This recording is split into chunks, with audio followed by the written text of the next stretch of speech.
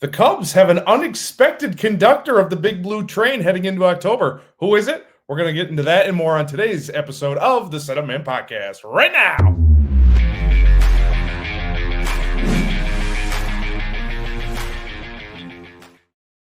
Welcome in to another series-winning edition of the Setup Man Podcast.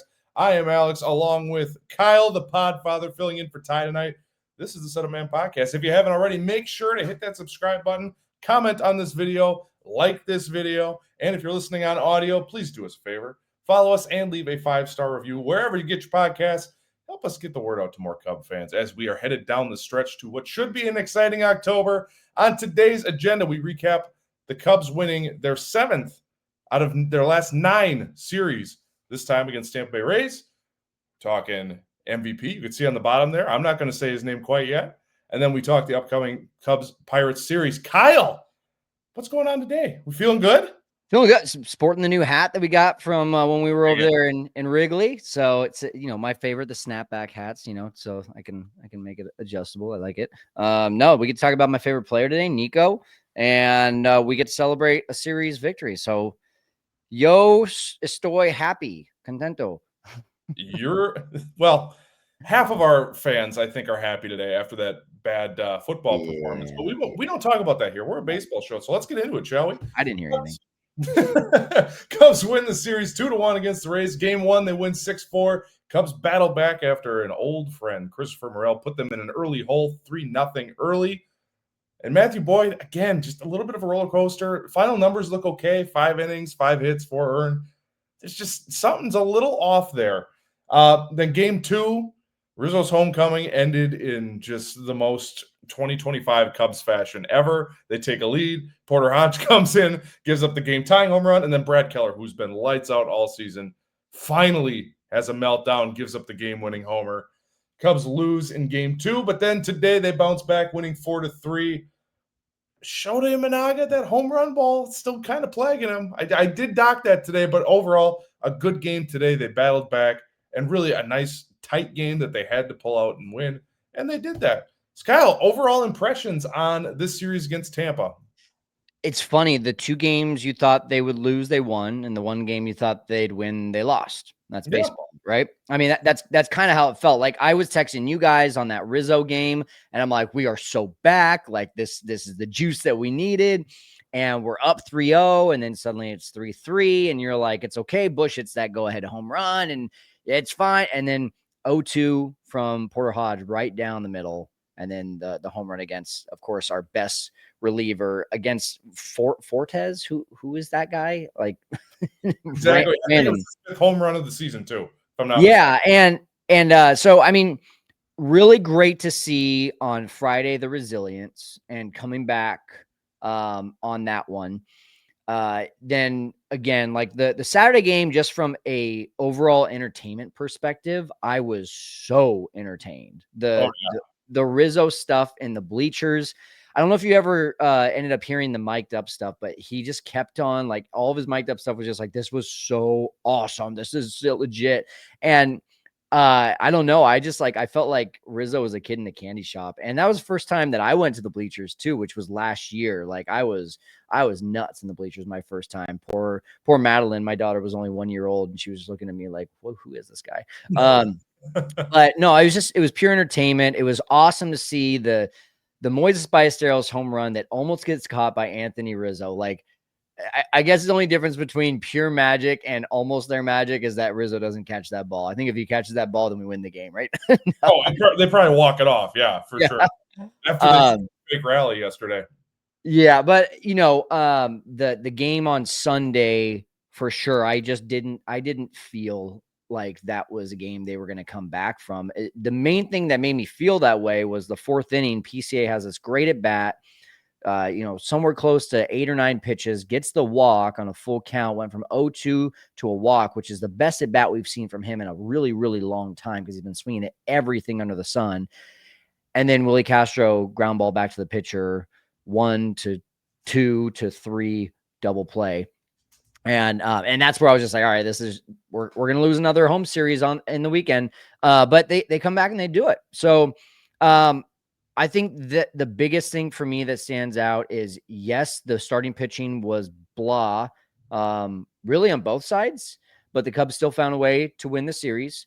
And the highlights for me, we're going to talk a lot about Nico Hoerner. So he was 6 for 11, 2 doubles, triple, 3 RBIs. Moises Ballesteros, thank God he's back in the lineup. Took long enough, 5 for 10 with a triple and a home run. You think he deserves to be in the lineup, guys? Put it in the comments, please. Let us know. Ian Happ, really fun, 5 for 11 with 2 home runs, 3 RBIs, and 3 walks. Overall, those were the positives. Those were the things that I want to focus the most on. And you get to look up at the standings and see that the Cubs are still in a commanding first place lead in the wild card. I was going through the thought exercise today. We have 4 series left in the 2025 campaign. Crazy. And then playoffs already.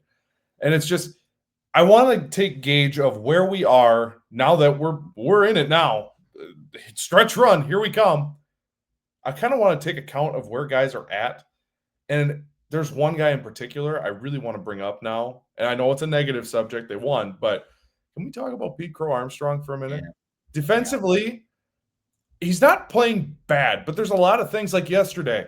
He's in the gap. He converges with Owen Casey. Now Owen Casey has a concussion because he ran into the wall because they collided.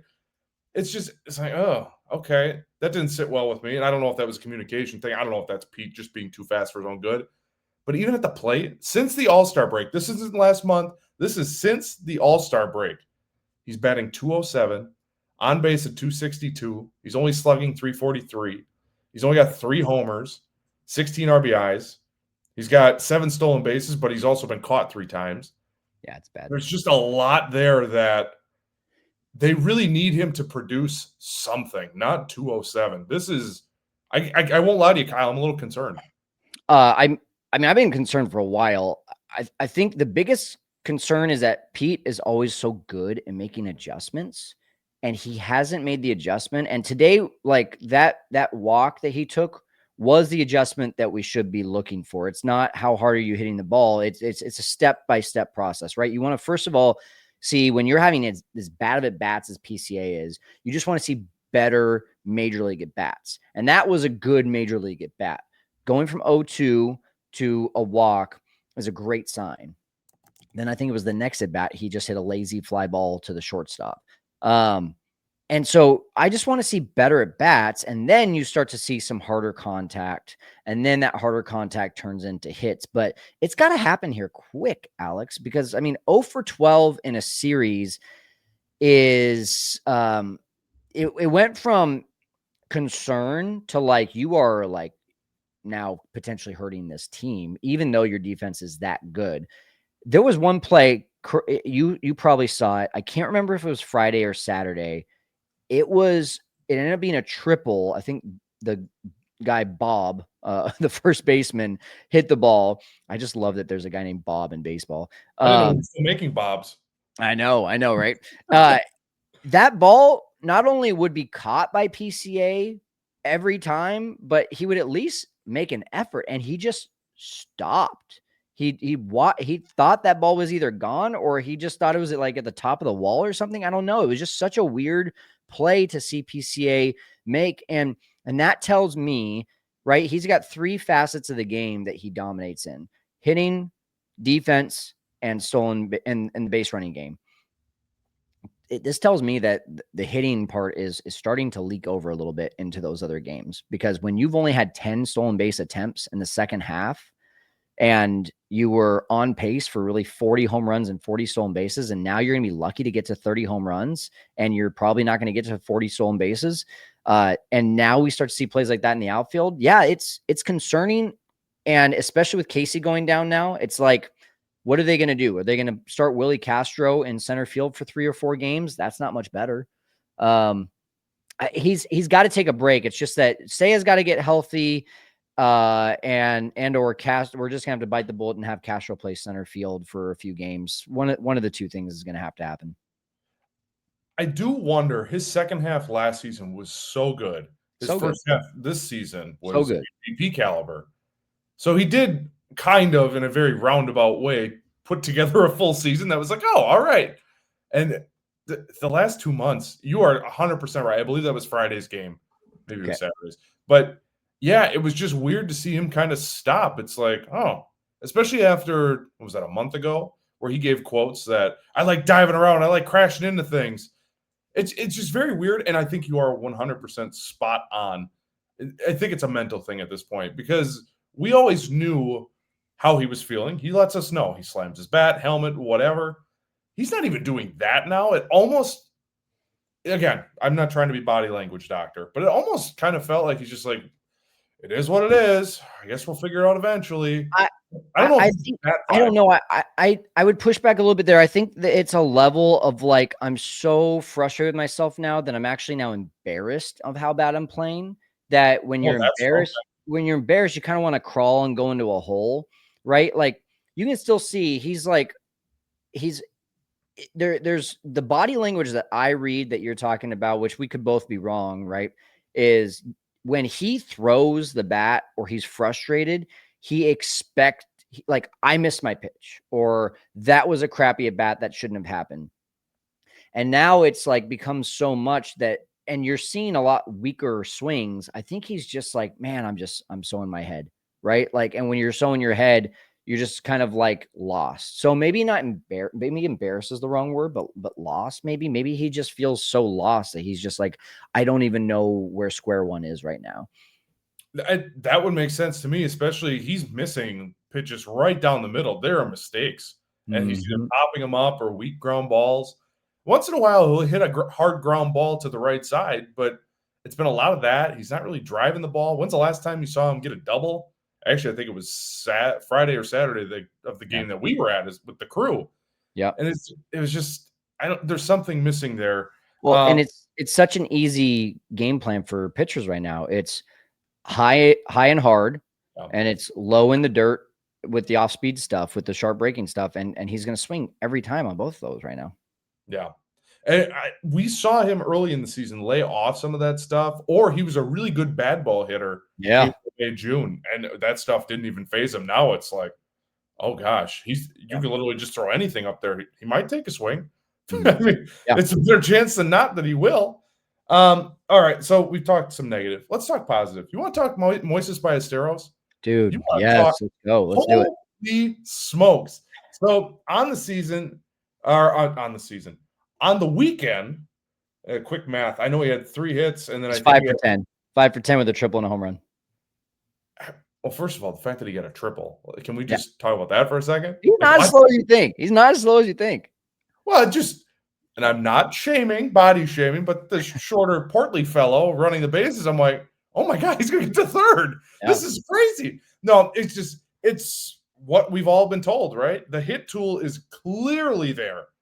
It's super elite. Now, everything else is still a giant question mark, but I got to tell you, I'm excited. I had a moment this weekend where I'm like, oh, if Tucker walks, they have their new DH, everyday DH, and I am A-okay with that. His at-bats are so mature for a 20, was he 21, 22? He's 21 and 186 days year old. A 21-year-old kid. And he looks like he belongs. Like, He's no so good. questions asked. He's so And then good. I opposite mean, field homer, like, good Lord, man. so I mean, you played baseball, so I think you can appreciate this too. I remember when I went to spring training earlier this year, and it was the first time I saw him swing the bat. And it was live pitching. It wasn't BP. It was live pitching, and just everything was squared up, and everything was jumping off the bat. But Alex, it's the swing. Like, Yeah. I mean, we said Griffey had a sweet swing. He's not anywhere close to Griffey, but it is so fun to just watch that swing. It's Yeah. built for contact. It's built for power. It's built for opposite field power, as we saw yesterday, which is going to be so much fun in Wrigley. I think the guy, I really truly believe this, Alex. I really truly believe that if you just took Seiya Suzuki or who else has been DHing a lot? Kyle Tucker's been DHing a lot. I'm trying to think. Justin Turner has DH'd a few times. If you just took the last 40 games and you just mixed in Moises Ballesteros in 40% of those games. So 15 of them. I think he has 5 home runs right now.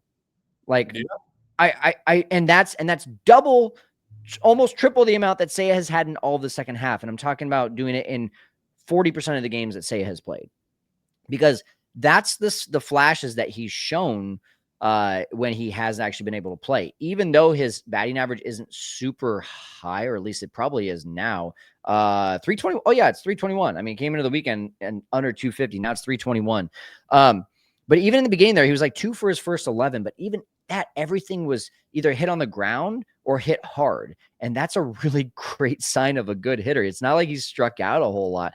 I'm just really excited that we have a player that's under 22 years old that looks better than probably 75% of our lineup in terms of consistency and the way that he swings the bat, and how he's got just every tool with that bat.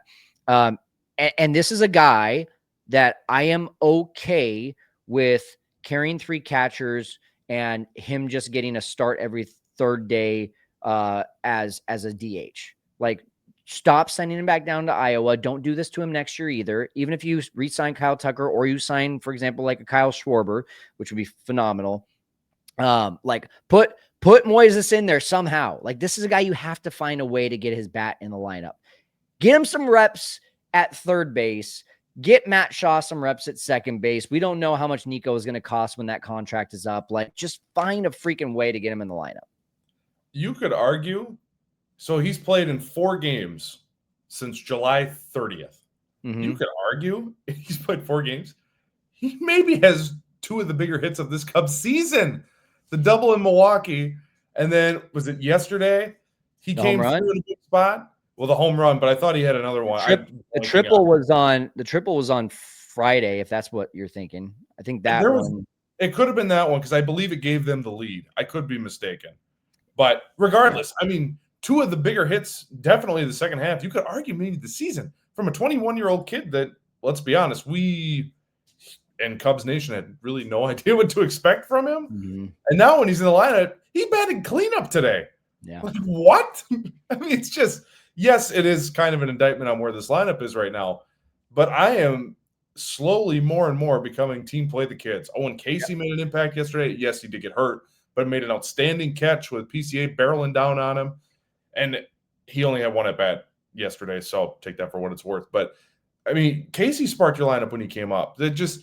The kids are helping you right now when there's, what's the word I'm looking for? Uncertainty with your quote-unquote stars. Seiya, Bush, better, not great. Happ was phenomenal this weekend. Tucker hurt, obviously, but it's not like he was lighting the world on fire there before he got injured, except for a handful of series. But, no, play the kids. If the kids are healthy and they can help, ride that spark into October. Yep. While your guys get healthy and right. Absolutely. I hope Owen Casey can get past this concussion stuff very quickly as well, because that would be a huge bat. Last thing on this series, I'm guessing you don't have anything else. Can I say one more thing? Absolutely. Our new and amazing, dominant, no doubt, gonna lock down the 9th inning, Mr. Andrew Kittredge. Can we just take a pause for a second and say, what in the world? Look at us. Who would have thought? It's crazy. I think he's converted every save opportunity so far. He's got 5. He's had 1 good outing, and he's been phenomenal in the other ones. It just, the K in Kittredge stands for clutch. I don't know if you knew that or not, but he's just, it's crazy. It also stands for closer. Sorry, it's a terrible joke, but still, it's good. It's good. A guy we got that I remember doing the trade deadline shows. You were like, "Oh, Kittredge, okay. Who is this guy? What does it matter?" And now he's one of your most valuable relievers. He's good. He's been good. That's outstanding. Outside of giving up 4 runs to the Giants that one time, I mean, he's probably been one of the best relievers that we've had. Even though we questioned the amount that he was being used and in what leverage, he's proven us to be a go-to guy. I'm happy. Yeah, maybe this will be a topic for our next show. The bullpen usage. Poor Brad Keller is getting the Steve Cishek treatment. I feel like we've seen him every game. I mean, he's deserved it. He's earned it, but So good though. At some point, we'll have to talk about bullpen usage. But Sure. before we talk about Nico Hoerner, because we do want to highlight him, we would like to remind you to comment on every one of our videos. That way you can become a part of the Setup Man Bullpen. Bullpen members get their comments read on our shows. On the last show we did, we want to highlight this comment. We talked about Anthony Rizzo, and we had asked the question, what was your favorite Anthony Rizzo moment?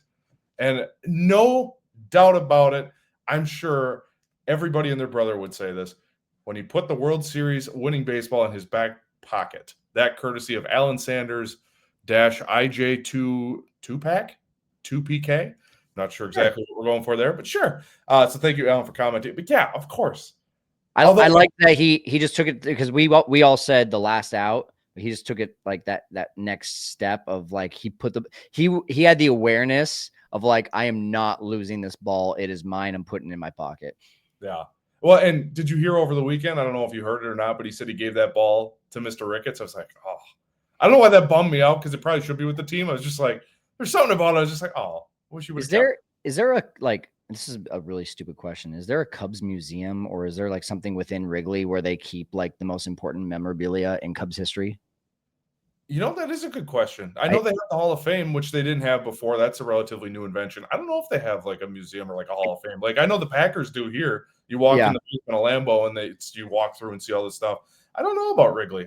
If they do, then I think it belongs to Ricketts because then he would put it there. If they don't, I would have kept it. I probably would have too. Also, I was correct when I said I think Saturday, which would be yesterday, would have been my top 5 when we did the countdown.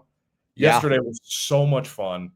We're recording on Sunday night, but Saturday, him in the bleachers being mic'd up, heckling Hap, saying, Ian Happ, I love you, getting a ball from a Hap and $100 bill for beers for the people in the bleachers. Like all of that, it's like, yeah, this is why he's this generation's Mr. Cub.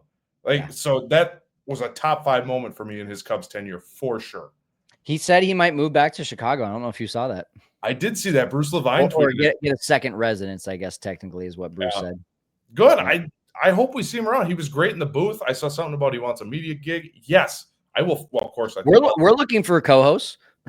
If their name is Anthony Rizzo, he's under the mat, Riz. Whenever you want. All right, so let's talk about our main story. Actually, before we get to our main story, let's talk standings really quick. So all the games, as of recording, all the games are done except for Sunday Night Baseball. At this very moment in time, the Cubs still have the number 1 wild card spot, which would be home field in the wild card series. They have a 3.5 game lead over the San Diego Padres and the Mets, who have had a horrendous stretch. They finally won today after losing 8 in a row. They are clinging to the last wild card spot in the National League. The Giants, Diamondbacks, and Reds all lurking. The Reds are 2.5 out, Diamondbacks 2 out, and the San Francisco Giants 1.5 games back. And all lost on Sunday, so that was good. Yes, very helpful. And at this point, Cubs got to take care of business, sure, but I'm not scared of the Mets. San Diego, if you're wondering at home, root against the Padres. Those are really your only threat left to claim that number 1 seed, unless I'm missing something, Kyle. Well, not only claim the number 1 seed, but here's where I'm at is I don't want to see the Reds in the playoffs.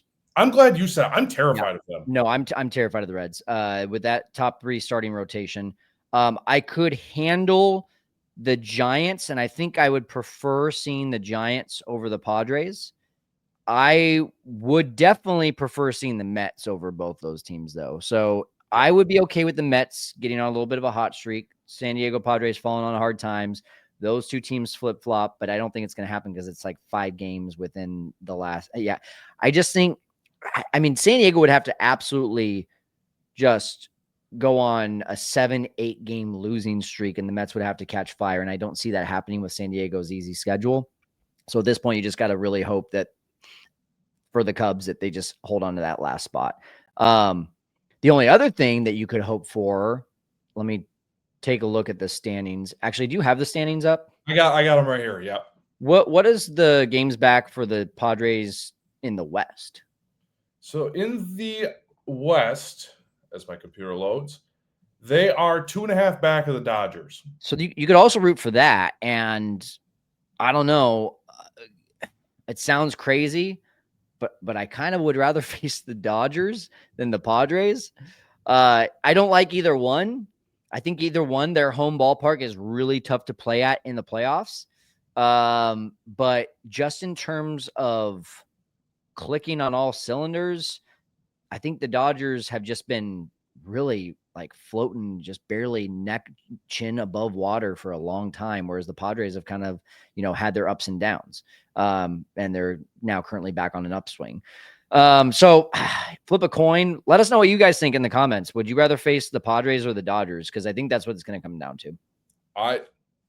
You know what? I was at first, I'm like, oh God, I hate that. But how often do we see a World Series champion repeat? It hasn't happened in a very long time. So, and how often have we seen the Dodgers falter in the playoffs, but the Padres like come through big, especially in the last few years? They both have star power, which is just terrifying when it comes to October. So, keep rooting against the Padres or root for them and hope we get the Dodgers. Your preference at home. Let's talk about our main cat tonight, and that cat's name is Nico Hoerner. He currently is carrying this Cubs offense. His 2025 campaign, he's hitting .297, only 6 homers, 56 RBIs, 27 stolen bases. But here's the key stat. He has got a 6.0 WAR. That is only behind PCA, who has a 6.1 WAR. You could argue that Nico Hoerner has been the most valuable Cub. And Kyle, I know you had a bunch of research that you did. I'm just going to hand the ball off to you. Nico Hoerner. Yeah, and so you got that WAR from Baseball Reference, yeah? Correct. Yes. Yeah. So depending on which one you look at, it is going to depend on the rankings. It is interesting because Fangraphs, which I usually use for WAR, has Nico as third in WAR on the team, surprisingly behind Kyle Tucker, even though he's been pretty rough for a while. So they have Nico at 4.4, Tucker at 4.7, and PCA at 5.1, which, by the way, Nico, each of the last 2 seasons, I believe, was a 3.7. So he's already surpassed both the last 2 seasons. So that just tells you what kind of season he's had.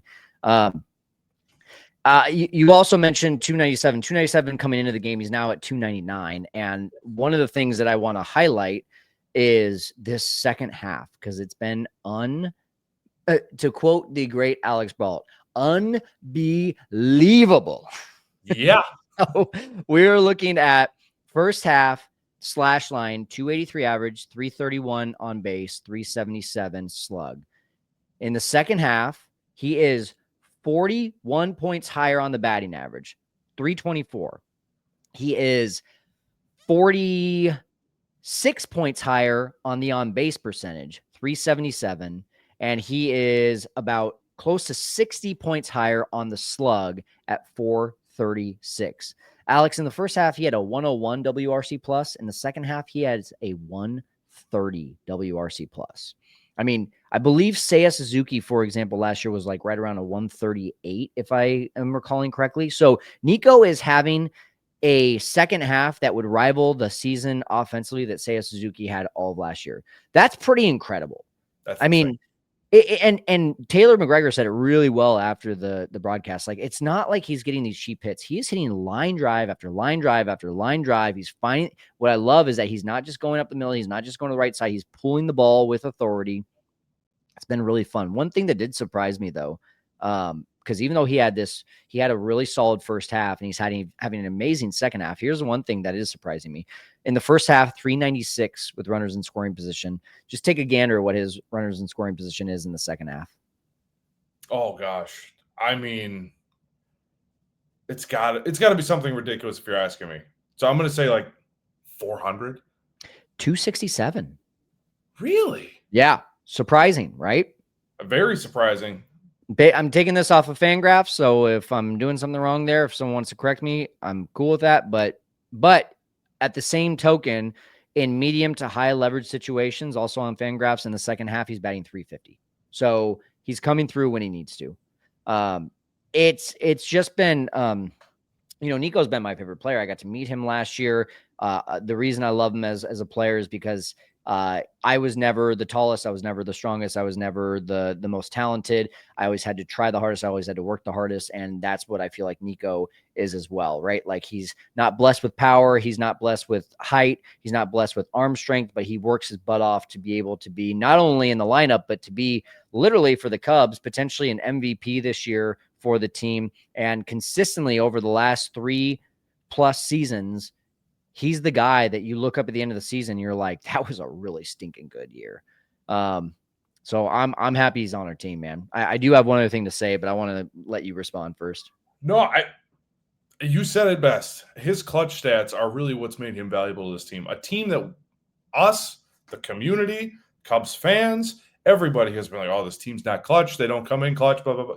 Nico Hoerner with 2 outs and runners in scoring position, a 297 batting average, 384 on base, 406 slug, 22 RBIs. Again, limited sample size. According to Baseball Reference, in what they are considering late and close games, he's hitting 301, a 341 on base. Yeah. His balls in play batting average, BABIP, if you're nasty, 325. Like he just comes up in all these clutch situations and he delivers.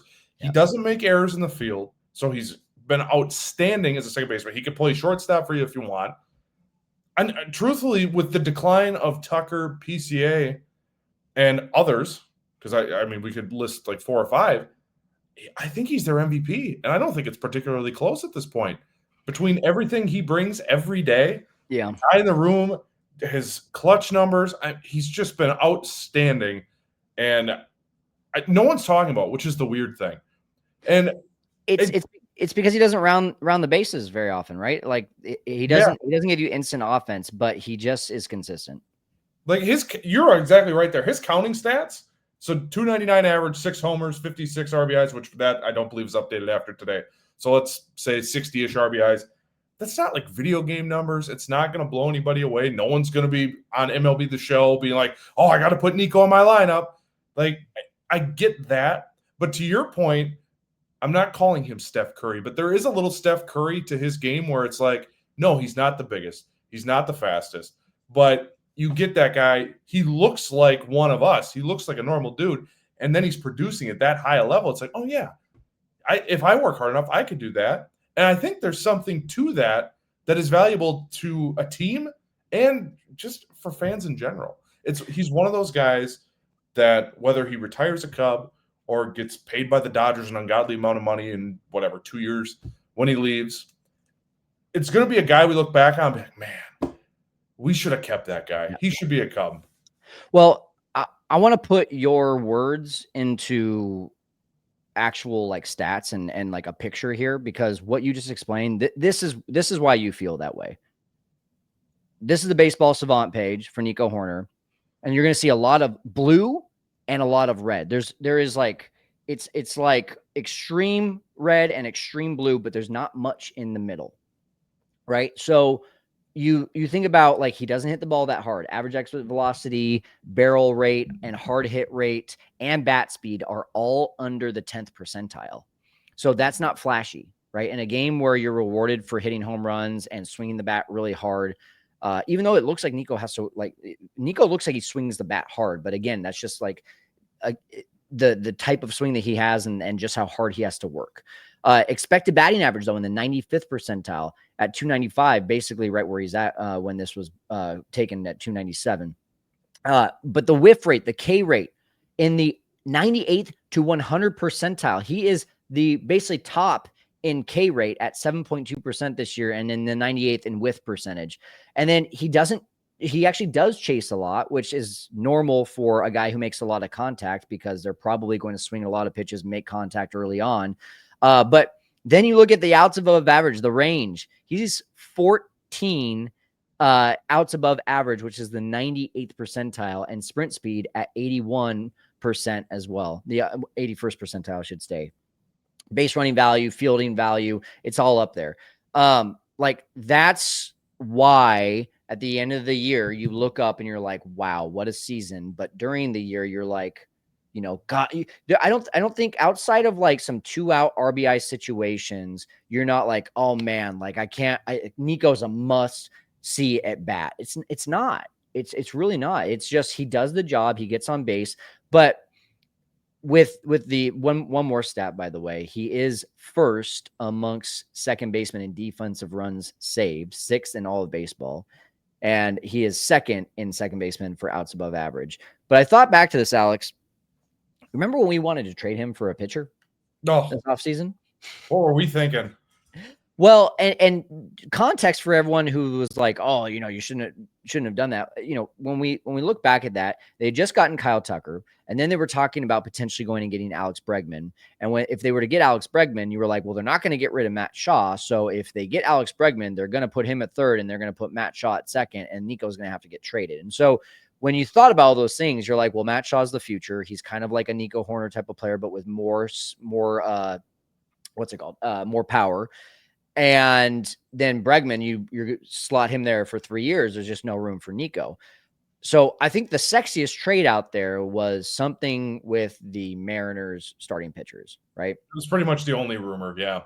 There was a couple others. There was like some Yankees prospects talk. There was a few other things, but the main one was like, all right, which of the 5 Mariners starters do you want? Do you want Brian Wu, Luis Castillo, Logan Gilbert, George Kirby, or Bryce Miller? And of course, not all of those were on the table, but I just want to like give everyone a little note here. Here's what those guys' seasons look like right now here in 2025. The only one that you would say, yep, that would have been a great trade is Brian Wu. 3.02 ERA, 181 innings pitched. That guy might actually eclipse 200 innings, which is pretty crazy in today's game. Luis Castillo, 3.76 ERA, 167 innings. That's basically going to be outside of like just a little notch lower on the ERA, right around the Colin Ray type of season. I don't need another Colin Ray on this team. We got enough. We got 2 of them at home. Logan Gilbert, 3.54 ERA, 114 innings pitched. Basically a Shota Imanaga year. Okay. Shota's been solid, but he hasn't been there the whole time. And even when he's been in there, you're like, this isn't the same Shota I saw last year. Yeah. Okay. But still Logan Gilbert, I'll take him, but I just don't know that I would be happy given looking at what Nico's season is compared to Logan Gilbert's this year. George Kirby, 4.56 ERA in 108 innings, and Bryce Miller, 5.59 ERA and 75 innings pitched. So thank God we kept Nico is all I have to say. Amen to that. No more questions, Your Honor. You're exactly right. And I just have his stats up on Baseball Reference. This by far, just by looking at the raw numbers, is his best offensive season yet. So you would have been selling low on a guy that in this scenario, you would have been selling low for the hope that one of those guys pans out this season. Although most of those guys have crazy high ceilings, and you would have hoped to, everyone's favorite phrase, outperform projections with those guys. And meanwhile, it's like you have he probably should be an all-star, but he's probably not going to make a ton of all-star games. He's not going to be the one on the cover of MLB The Show. But man, oh man, this is one of those guys that all Cub fans, including myself from time to time, just underappreciate this dude for what he does every single day. And it's absolutely crazy. So I'm already going to get ahead of this. No Nico trade talk on this network this winter. Now I say that, and then something will happen, and then they trade him. But you're not going to hear any propaganda from this guy. The last year of his contract, I would rather just see them extend him. By the way, Trey Turner did not play today. He is the NL batting leader at the moment at 305. Nico's now 299. I didn't even have that on my radar, so that will be on my radar now. Wait, just because we just said a lot of stats, but we didn't do it.